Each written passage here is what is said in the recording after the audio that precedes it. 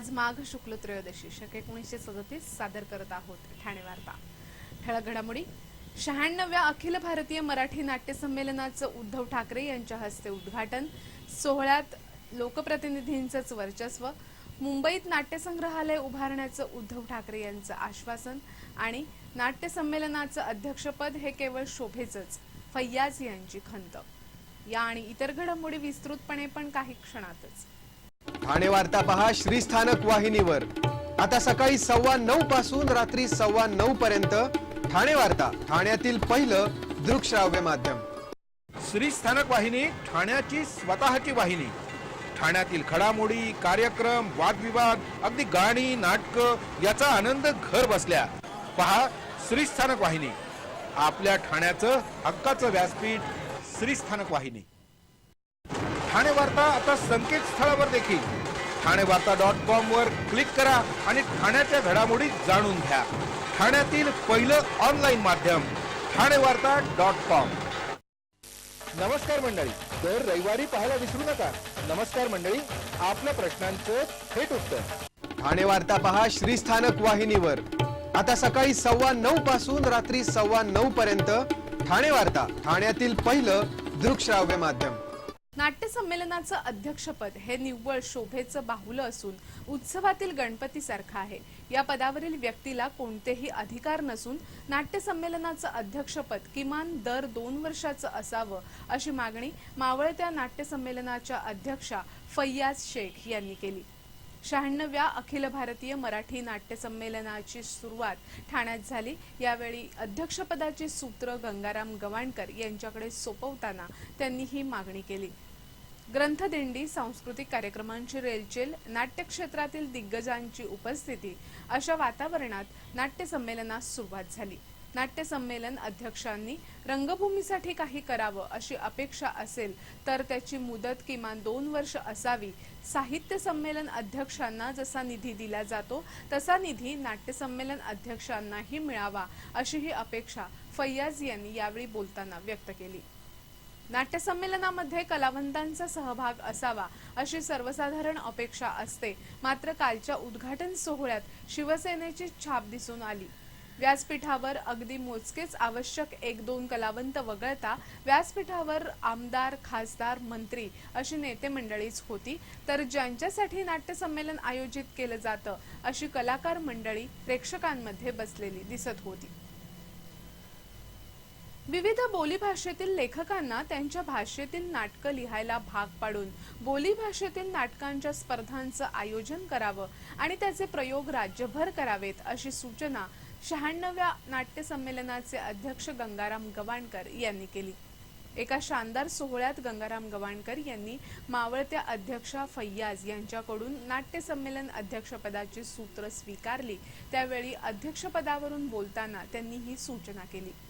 मालवणी भाषेतील वस्त्रहरण नाटकामुळेच आपल्याला नाट्य संमेलन अध्यक्षपदाचा मान मिळाला अशा भावना त्यांनी यावेळी व्यक्त केल्या। बालरंगभूमी बाळसेदार होण्यासाठी नाट्य विषय हा अभ्यासातच समाविष्ट करावा। लहान वयातच नाट्य संस्कार केले तर मुलांमध्ये सभाधीटपणा येईल आणि रंगमंचाचाही सराव होईल। मुलांना हा विषय शिकवण्यासाठी शाळेतील शिक्षकांनाच त्याचं प्रशिक्षण देण्याची गरजही त्यांनी यावेळी व्यक्त केली। जागतिक रंगभूमीचा विचार करून परदेशी रंगमंचावर काय चाललं आहे हे आपल्याला कळायला हवं। आपल्या रंगभूमीवर आपण कुठले नवीन प्रयोग आणि विचार मांडतोय हेही तिथपर्यंत पोहोचायला हवं। याला एकच पर्याय म्हणजे आदान प्रदान असे विचारही त्यांनी यावेळी व्यक्त केले। वस्त्रहरण हे नाटक सातासमुद्रापार नेणारा आपला मित्र मच्छिंद्र कांबळी आपल्यात नाही याची खंत व्यक्त करत मूळ वस्त्रहरण नाटकामधील अनेक कलावंत आज काळाच्या पडद्याआड गेले आहेत। ते आज असते तर त्यांनाही सार्थक वाटलं असतं अशा भावनाही गंगाराम गवाणकर यांनी यावेळी बोलताना व्यक्त केल्या। नाट्यकलेविषयीच्या दस्तऐवजांचे एकाच ठिकाणी जतन व्हावं या हेतूनं मुंबईत एक भव्य नाट्य संग्रहालय उभारण्याचं आश्वासन शिवसेनेचे पक्षप्रमुख उद्धव ठाकरे यांनी काल दिलं। 96व्या अखिल भारतीय मराठी नाट्य संमेलनाचं उद्घाटन उद्धव ठाकरे यांच्या हस्ते झालं, त्यावेळी ते बोलत होते। मुंबई महापालिकेच्या रुग्णालयात पडद्यामागच्या कलावंतांना सवलतीच्या दरात शुश्रूषा सुविधा देण्याची नाट्य परिषदेची मागणी त्यांनी यावेळी मान्य केली। मावळत्या नाट्य संमेलन अध्यक्षा फैयाज यांच्या नाट्य संमेलनाचं अध्यक्षपद 2 वर्षाचं असावं या मागणीला उद्धव ठाकरे यांनी संमती दर्शवली। उद्धव ठाकरे यांच्या हस्ते यावेळी रंगयात्रा या स्मरणिकेचं तसंच प्रभाकर पणशीकर आणि लता मंगेशकर यांच्याविषयीच्या पुस्तकाचं प्रकाशन यावेळी करण्यात आलं।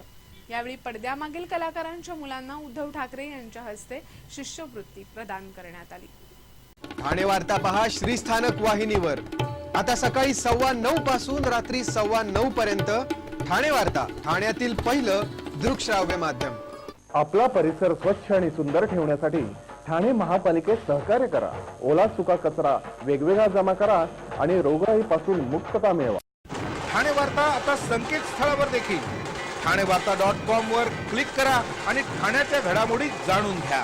ठाण्यातील पहिलं ऑनलाईन माध्यम ठाणेवार्ता.com। डॉक्टर आणि रुग्णांचं पिढ्यानपिढ्यांचं जिव्हाळ्याचं नातं म्हणजेच डॉक्टर बेडेकर हॉस्पिटल आता अत्याधुनिक सोयी सुविधा आणि तंत्रज्ञान युक्त वंध्यत्व निवारण केंद्रात IVF आणि टेस्ट ट्यूब बेबीचीही सुविधा।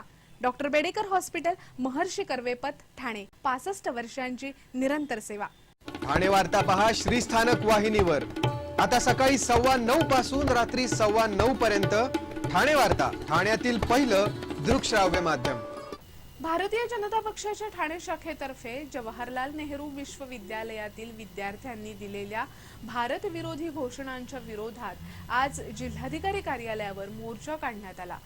दिल्लीतील जवाहरलाल नेहरू विश्वविद्यालयातील विद्यार्थ्यांनी भारत विरोधी घोषणा देऊन घटनेची पायमल्ली केली आहे। तसंच शासनाच्या अनुदानावर शिक्षण घेताना शासनाविरोधात घोषणा देऊन लोकशाहीची विटंबना केली आहे। या विरोधात हा मोर्चा काढण्यात आला।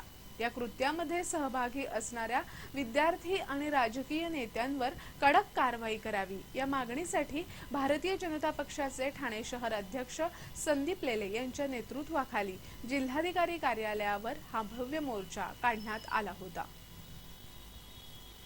ठाण्यामध्ये आता पाळीव प्राणी पाळणं खर्चिक ठरणार असून पालिकेनं यासाठीच्या परवाना शुल्कात मोठी वाढ केली आहे। ठाणे महापालिकेच्या अर्थसंकल्पात पाळीव प्राण्यांच्या परवाना शुल्कात वाढ करण्याचा प्रस्ताव आहे।